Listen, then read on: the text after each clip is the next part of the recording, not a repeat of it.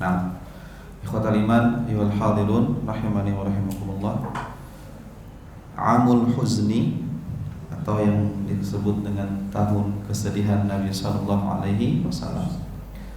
Dalam kehidupan kita, dinamika kehidupan kita selalu berhadapan dengan kemudahan, kesulitan, kebahagiaan, kesedihan. Itulah kehidupan. Maka mungkin ketika Nabi sallallahu alaihi wasallam memiliki tahun kesedihan beliau, maka kita pun juga sama. Ada hari-hari atau momentum-momentum kita diberikan ujian oleh Allah Subhanahu wa taala, tetapi seorang mukmin akan muhasabah, akan mengambil pelajaran dan juga berharap pahala dari setiap musibah-musibah yang Allah berikan kepada seorang mukmin. Maka tahun kesedihan Nabi sallallahu alaihi wasallam, kenapa beliau sedih di tahun tersebut? Yang pertama adalah karena pamannya Abu Thalib yang selama ini membela dakwah beliau meninggal dunia. Nah, apa faedah yang bisa Bapak ambil dari kisah meninggalnya Abu Thalib? Yang pertama, tuh nomor 1, hidayah hanya di tangan Allah Subhanahu wa taala. Hidayah yang dimaksud di sini hidayah apa? Hidayah taufik ya. Karena hidayah itu ada 2. Hidayatul irsyad atau hidayatul bayan, menjelaskan, menunjukkan ini yang benar, ini yang salah. Adapun yang menggerakkan dia menerima dan yakin di atas itu adalah hidayah taufik. Makanya di sini dalam ayat Allah Subhanahu wa taala mengatakan, innaka la tahdi man ahbabta. Allah menasihati Nabi, wahai Muhammad, engkau tidak bisa memberikan hidayah kepada orang yang paling engkau cintai sekaligus pun. Artinya di sini hidayah taufik. Nah, pertama. Yang kedua, ayo Pak, baru sebelah sayap kanan, sayap kiri tersebar ini. Teman yang baik, teman yang baik bisa menasehati dan menuntun akhir hayat kita yang baik. Nah, dari mana ini faedahnya?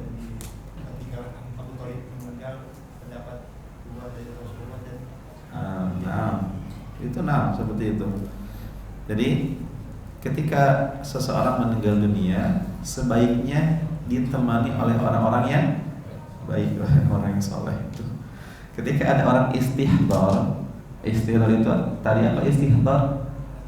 Tanda-tanda dekatnya kematian seseorang. Orang itu harus husnudzon kepada Allah kan, harus berbaik sangka bahwa apa yang dihadapinya adalah takdir Allah. Maka yang bisa menguatkannya adalah orang-orang beriman, orang-orang baik. Orang-orang beriman akan menasehati, mengingatkan, bahkan mungkin menyuruh minta maaf kepada beberapa orang yang mungkin pernah kita zalimi gitu kan. Maka itulah pentingnya ditemani oleh orang-orang yang baik ketika istighfar. Tapi ketika yang menemani itu orang buruk, apalagi anak yang ketika istighfar bapaknya, Pak, itu tanah yang sebelah sana buat saya Pak.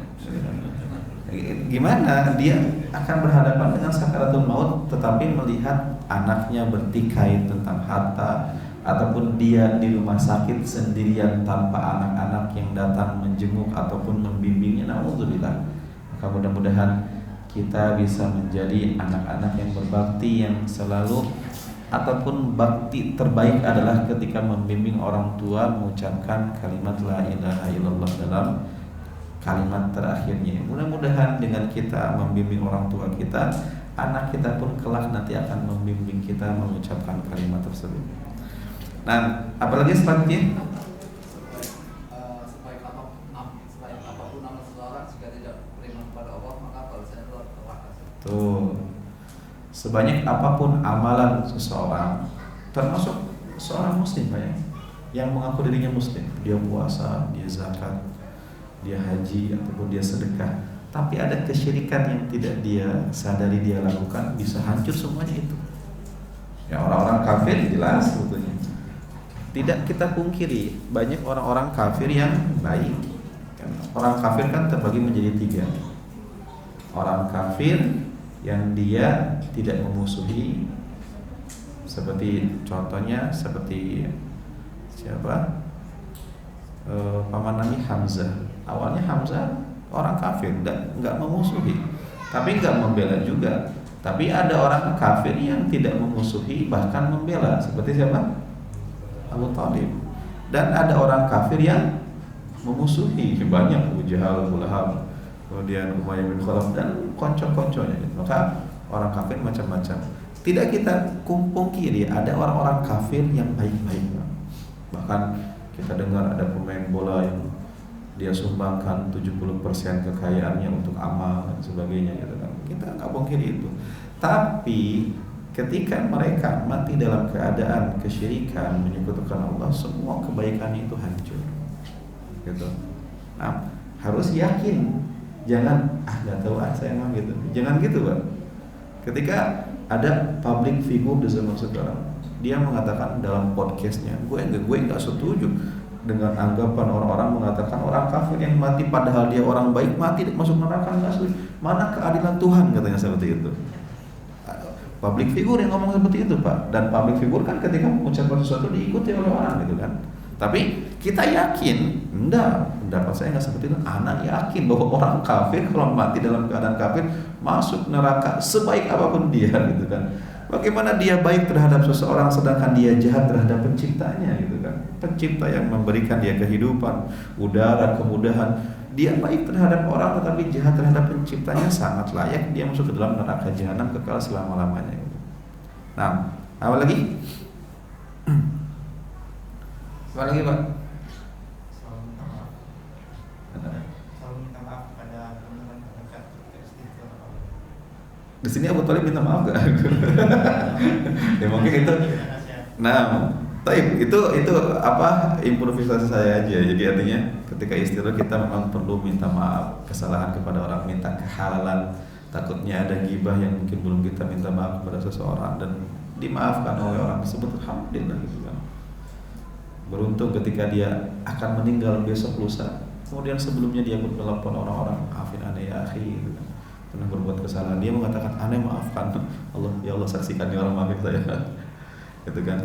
Nah, tapi di sini Abu Thalib nggak disebutkan dia meminta maaf kepada teman-temannya. Nah, apa? Ada lagi?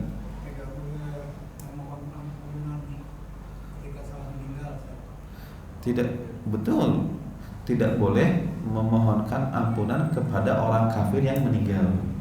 Itu, betul kan? Ada orang kafir meninggal. Ternyata naudzubillah, misalkan ibu seseorang, bapak seseorang, adik seseorang, kemudian dia pun memintakan ampunan, ya Allah ampunkanlah kesyirikan adik saya ya Allah, gitu kan. Enggak, tidak boleh, haram gitu kan, tidak boleh memintakan ampunan itu. Tapi meminta hidayah kepada Allah untuk kafir yang masih hidup boleh.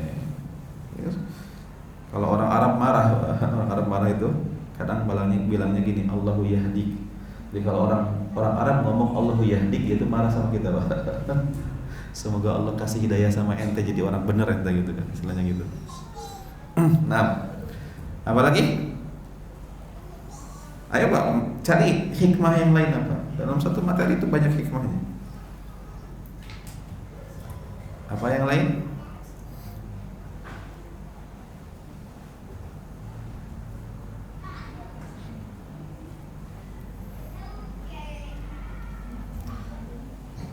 Nah, yang lain apa?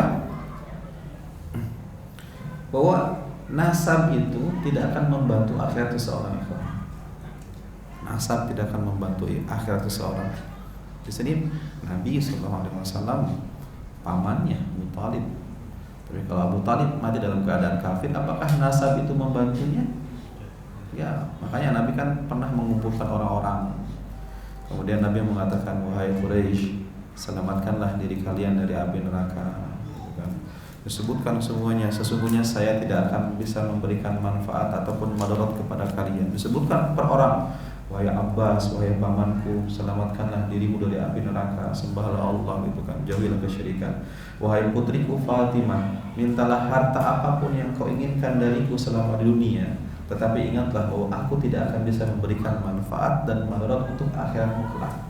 Jadi yang namanya nasab, sedekat apapun nasab seseorang bersama Nabi, kalau ternyata orang tersebut ternyata tidak beriman kepada Allah, maka Nabi tidak bisa menolong hamba tersebut.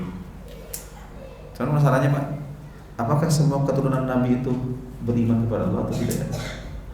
Ada di hadis, saya nggak paham. Apakah semua keturunan Nabi itu dijamin beriman kepada Allah atau tidak? Atau ada dari keturunan Nabi yang tidak beriman kepada Allah? Ustaz lancang bilang keturunan Nabi enggak. Ada keturunan Nabi yang tidak beriman kepada Allah. Saya kan tanya, mungkin enggak seperti itu? Mungkin enggak? Wallahu a'lam. Bukankah Abu Jahal juga keturunan Nabi, Pak? Keturunan Nabi siapa Abu Jahal? Nabi Ismail. Orang Quraisy semuanya keturunan Nabi Ismail alaihissalam. Itu Bani Israel keturunan siapa? Yakub kan? Tapi kayak gitu. Makanya saya tanya, apakah ada hadis yang menunjukkan bahwa Allah menjamin keturunan Nabi Muhammad itu semuanya beriman atau tidak? Wallahu alam, saya sih nggak paham Allah. Sampai saat ini saya belum dapatkan hadisnya bahwa ada jaminan jangan suudzon terhadap fulan Habib, meskipun agak aneh sifatnya, merokok, celananya kelihatan dan sebagainya. Jangan suudzon. Kita tidak paham gitu kan, istilahnya gitu. Dia ilmunya udah ma'rifat, kita mah nggak paham gitu. Udah ibadahnya udah berbeda sama kita gitu. Kalau kita mah ngeliatin aurat haram, dia mah halal gitu kan. Udah paham. Intinya yang namanya nasab itu tidak bisa membantu akhirat seseorang. Yang bisa membantu adalah keimanan kepada Allah Subhanahu wa taala. Kemudian apa lagi? Hikmah yang lain?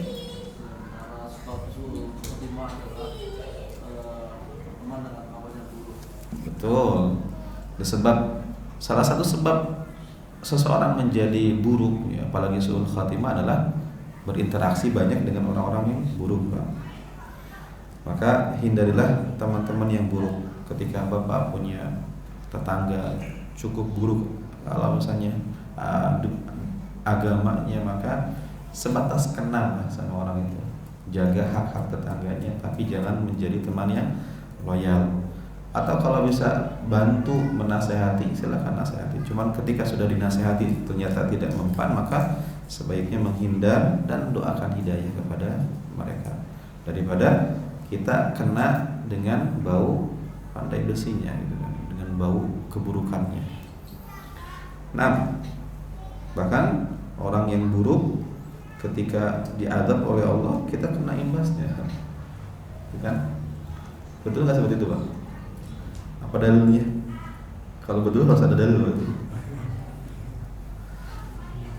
Apa dalilnya? Pertama, firman Allah Al-Anfal ayat 25 disebutkan, Al-Anfal atau Taubah saya lupa lagi. Wattaqu fitnatan la tusibanna alladziina dzalamu minkum khassah. Hati-hatilah terhadap azab yang Allah turunkan yang tidak dikhususkan untuk orang-orang yang zalim saja. Ketika Allah ingin mengadab seseorang, di sana orang zalim, ternyata orang saleh lewat ataupun diam di sana, semuanya kena adabnya. Gitu. Hati-hati. Orang-orang buruk, bisa saja orang-orang buruk itu memberikan keburukan kepada kita, atau Allah mengadab dia dan kita kena imbasnya. Maka hadis nomor 2, hadis Riyadhus Shalihin nomor 2 disebutkan apa? Ada satu pasukan yang ingin menyerang Ka'bah.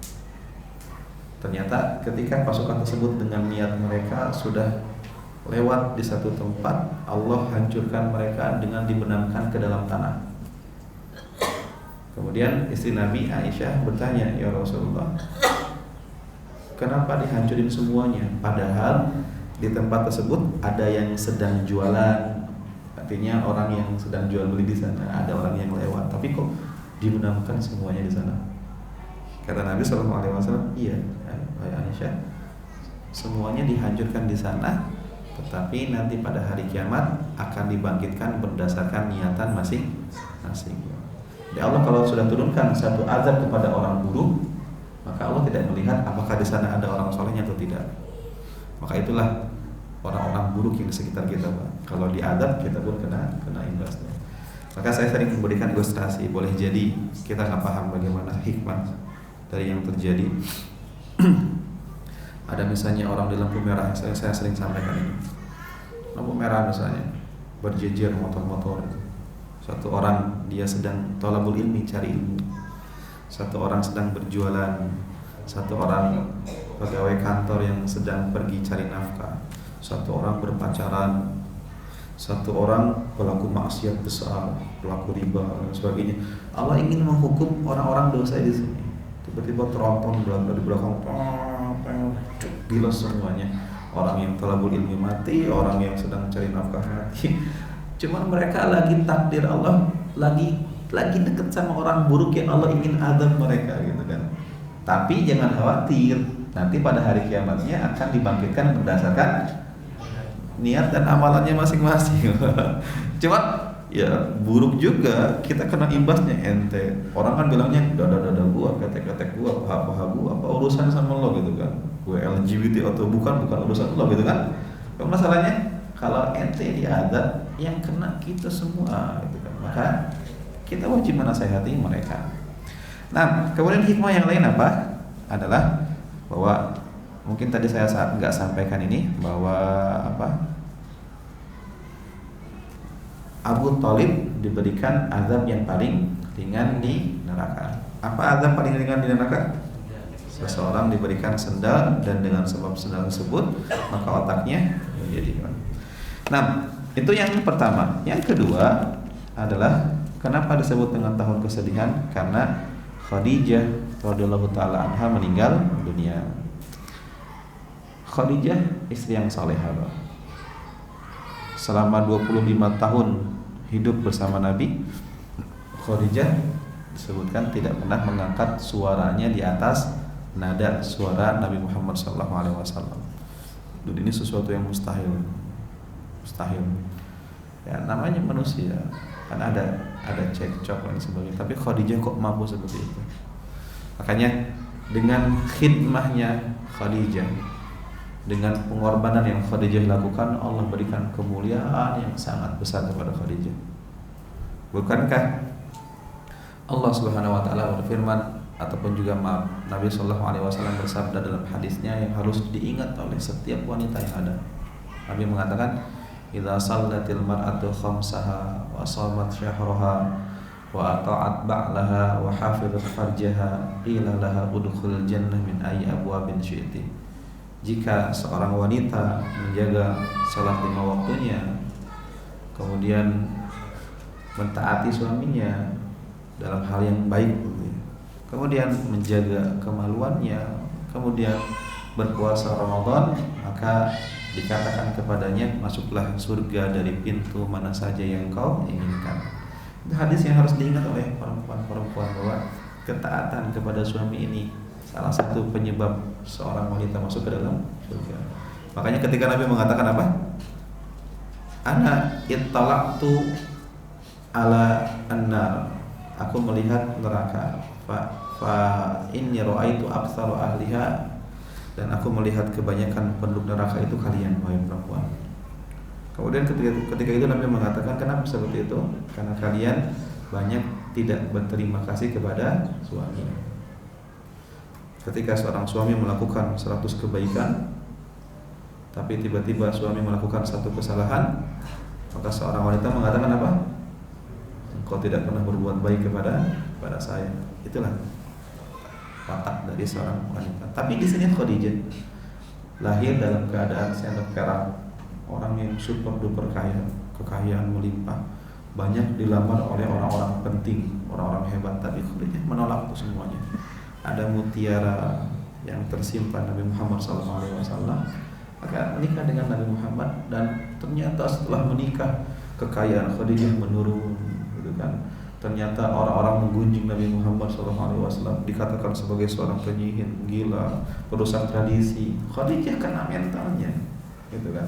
Tapi meskipun dengan semua ujian tersebut, apakah Khadijah mengatakan gara-gara nikah sama kamu harta saya kurang, gara-gara nikah sama engkau lihat keluarga saya dipandang buruk, gitu kan, karena kita dianggap pemecah belah umat dan sebagainya? Enggak ada ucapan seperti itu. Maka Nabi SAW selalu bangga terhadap Khadijah dan tidak pernah melupakan Khadijah. Ketika Nabi ditinggal oleh Khadijah dan Nabi memiliki harta, Nabi selalu menyembelih hewan dibagikan dagingnya kepada teman-teman Khadijah supaya teman-teman Khadijah itu selalu mengenang Khadijah. Jangan hanya Nabi doang yang mengenang Khadijah, biarkan teman orang-orang yang mengenang Khadijah kebaikan. Maka ketika saya sering sampaikan ini hadis ini, ketika adik Khadijah bertamu ke rumah Rasulullah SAW, namanya Halah bintu Khuwailid, diucapkan Assalamualaikum. Kata Nabi SAW, ini suara istriku, mirip istriku Khadijah, istriku Khadijah. Ternyata Nabi ketika itu di rumah Aisyah. Aisyah mengatakan Khadijah lagi, Khadijah lagi, Khadijah lagi. Bukankah Allah Subhanahu wa taala sudah memberikan pengganti yang lebih baik daripada wanita tua itu, kata Aisyah. Aisyah kan bangga, saya wanita muda. Kata Nabi sallallahu alaihi wasallam, nah, tidak. Allah tidak pernah menggantikan untukku sosok yang lebih baik daripada Khadijah. Makanya Nabi itu ketika meninggalnya Khadijah sedih. Karena inilah pejuang, pembantu dakwah Nabi sallallahu alaihi wasallam. Pembantu motivasi secara moral, secara harta, secara moral, Nabi dibantu oleh Khadijah. Maka Nabi mengatakan tidak ada yang lebih baik daripada Khadijah. Kenapa seperti itu? Amanat bi hina kafara biyan nas. Khadijah beriman pertama kepadaku ketika orang-orang lain kafir terhadapku. Kemudian Khadijah membenarkanku ketika orang-orang lain mendustakanku, menganggapku seorang penyihir, orang gila. Kemudian Khadijah memberikan hartanya untuk berdakwah di saat orang lain memboikot dariku. Dan aku diberikan apa? Diberikan harta, diberikan rezeki oleh Allah dengan anak-anak dari jalur Khadijah radhiyallahu taala. Maka Aisyah yang mengatakan aku wanita muda, dia wanita tua, tapi kalah telak dengan ucapan Nabi. Iya, tapi Khadijah memberikan anak kepadaku, tapi engkau enggak, istilahnya gitu. Ya Khadijah, Aisyah diam lah seperti itu. Sudah, Aisyah kalau berhubungan dengan Khadijah nggak bisa ngomong apa-apa. Makanya istilahnya gini, kalau seorang madu itu, kalau yang lebih dicintai itu orang yang masih hidup, mungkin dia bisa bersaing, gitu kan. Saya bisa mengalahkan dia, gitu. Tapi kalau madu itu cemburu kepada orang yang sudah meninggal dunia, bagaimana cara bersaingnya, Pak? Tersimpan di sini. Bagaimana saya mengalahkan orang yang tersimpan di sini, gitu kan? Kalau orangnya ada, gitu kan, si madu ada, saya akan kalahkan tuh orang. Tapi ketika Khadijah yang ada di hati Nabi, maka udah gak bisa mentok di sini, tertanam di sini. Makanya syair Arab mengatakan apa? Naqil fuadaka haitsu ma syi'ta fa innal habiba lil habibil awwal. Coba saja pindahkan hatimu kemanapun engkau inginkan. Tapi yang namanya hati selalu punya kenangan, memori indah bersama cinta pertama, istri pertama. Maksudnya artinya kenangan pertama akan membekas di sini. Sudah. Maka itulah Khadijah radhiyallahu taala anha. Maka tidak ada yang lebih nikmat di dunia ini kecuali seorang istri yang salehah, Pak. Diajak makan kangkung, ayo. Diajak makan ikan asin, ayo. Ketika diberikan kekayaan oleh Allah, dia pun bisa menahan kita supaya tidak berlebih-lebihan, tidak sombong. Ingat masa-masa dulu kita makan kangkung berdua, jangan karena derajat hidupmu bertambah, kehidupanmu jadi seperti itu. Namanya istri yang salehah, bukan istri yang mengatakan, Pak, lihat teman arisan mama sudah punya iPhone 15 Pro tuh, saya belum, gitu. Maka kalau Bapak diberikan istri yang solehah, maka itu nikmat yang luar biasa. Makanya di sini dalam kitab ini disebutkan apa? Inna Khadijata kanat min ni'amillahil jarilati ala Rasulillah. Khadijah itu adalah nikmat teragung yang diberikan Allah kepada Nabi sallallahu alaihi wasallam. Kalau bukan karena Khadijah sebabnya, ketika Nabi berdakwah mental beliau jatuh, sudah down. Sudah kerjaan banyak di kantor, pulang ke rumah istri nambah kerjaan juga, nambah stres gitu kan. Ketika Nabi Muhammad berdakwah di luar, banyak rintangannya, datang ke rumah tenang hatinya karena Khadijah itu. Makanya ketika disebut rumahku surgaku, itulah Nabi sallallahu alaihi wasallam. Rumahku, Khadijahku, surgaku. Maka ketika Khadijah meninggal dunia setelah Abu Thalib, maka itu disebut dengan tahun kesedihan Nabi sallallahu alaihi wasallam. Wallahu a'lam bishawab. Itu mungkin yang bisa saya sampaikan. Insyaallah di pertemuan selanjutnya kita akan bahas materi-materi setelahnya. Nah, jadi di tempat kita ini pembahasan baru sampai ke tahun 10 kenabian. Masih kurang lebih masih 2/3 kitab lagi. Nah, ada hal-hal yang ingin ditanyakan, silakan.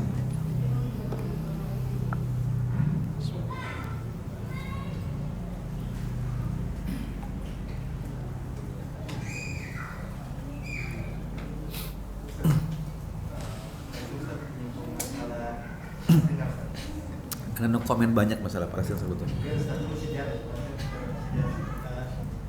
Kan Palestina itu ketika itu ditempati oleh Nabi Ibrahim Ustaz ya. Nah, Ketika itu lahirlah dua anak dari Ishak dan Ismail. Ismail berada di Mekah ketika itu dan Ishak berada di Mesir. Dan ketika itu ada beberapa teman yang mungkin kufar lah, dia mengatakan, oh sebenarnya Yahudi itu dijajah oleh Muslim. Karena kenapa? Yahudi itu kan secara turunan ya Ustaz ya. Sedangkan yang Muslim itu keturunan Ismail dari Arab gitu. Nah, dia langsung dijajah ketika itu, dan ketika itu peristiwa Nabi Musa yang dikejar oleh Firaun bersama bangsa Israel. Ketika itu dia membawa pasukan, tapi ketika itu ada Kanaan ya, negeri Kanaan. Nah itu kayak gimana Ustaz? Maksudnya mereka menyebutnya the promised land, tanah yang dijanjikan gitu Ustaz. Nah, intinya akhir sebetulnya tanah itu adalah tanah yang memang diberikan oleh Allah kepada kaum muslimin sebetulnya. Orang-orang Yahudi yang beriman sebetulnya muslim. Orang-orang keturunan Nabi Isa yang beriman sebetulnya muslim sebetulnya. Kemudian perjuangan itu dilanjutkan oleh kaum muslimin di akhir zaman, yaitu Nabi Muhammad SAW. Jadi tanah tersebut milik orang-orang muslim. Cuma Yahudi yang mana? Yahudi yang muslim. Kemudian Nasara yang mana? Nasara yang muslim. Adapun Yahudi yang sekarang, Nasara yang sekarang sudah keluar jauh semua. Jadi mereka tidak berhak untuk mendapatkan tanah itu. Intinya seperti itu. Nabi Ishak adalah muslim, keturunannya yang beriman adalah muslim. Nabi Ismail adalah muslim. Jangan adukan antara Ismail di Arab, Ishak di Palestina, sehingga seakan-akan, karena intinya agama terakhir agama siapa? Nabi Muhammad SAW. Dan semua nabi harus beriman kepada Nabi Muhammad SAW. Ketika dahulunya Palestina diberikan kepada Yahudi yang beriman, kemudian dahulunya diberikan kepada Nasara yang beriman, ketika di akhir zaman Allah berikan kepada Nabi Muhammad dan umat Islam yang beriman, kan problem gitu kan. Maka tanah siapa tanah tersebut? Kita katakan tanah orang-orang yang bertauhid dan orang-orang muslim. Cuma Yahudi sekarang no, Nasara yang sekarang no, itu mereka tidak berhak. Yang berhak adalah orang-orang muslim. Intinya seperti itu. Wallahu a'lam bishawab. Taib 6. Ada lagi? Berarti nama Palestina itu sudah dari dulu ya Ustaz? Palestina sudah, Allah alam mana sejarah nggak paham. Apakah dari dahulu namanya Palestina atau bukan gitu kan? Apakah di zamannya Musa disebut dengan Palestina atau bukan? Cuman tanah yang memang Syam dan sekitarnya Palestina yang ada Baitul Maqdis, itulah yang disebutkan dalam semua agama yang ada. Wallahu a'lam bishawab. Taib 6. Tugas kita ikhwan di tengah-tengah kejadian-kejadian yang ada ini, bantu sebisa kita. Antum punya power untuk membantu mereka secara politik nggak bisa. Dan juga yang disampaikan bagus oleh salah satu ustadz kita, bahwa kita jangan suudzon kepada pemerintah, pemimpin-pemimpin, bahwa kita nggak paham bagaimana yang terjadi gitu.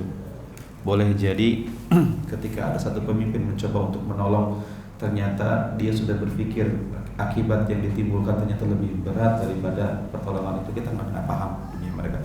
Cuman intinya dua, Allah akan meminta pertanggungjawaban dari setiap pemimpin-pemimpin yang ada. Kenapa mereka tidak membantu gitu.